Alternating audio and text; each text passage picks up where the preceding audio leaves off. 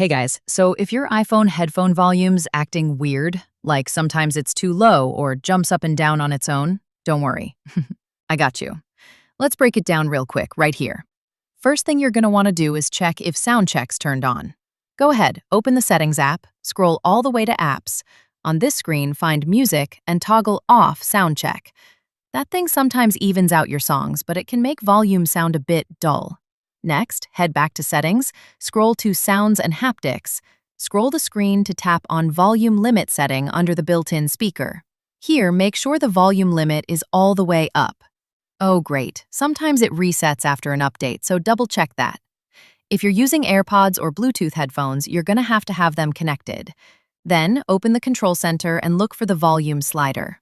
Wow, over here you can actually see if it reacts when you change volume. If not, unpair your device once, then link up again under Bluetooth settings. Anyways, another fix, go to the Settings app, tap on Sounds and Haptics, scroll down, tap Headphone Safety, and turn off Headphone Safety or Reduce Loud Sounds.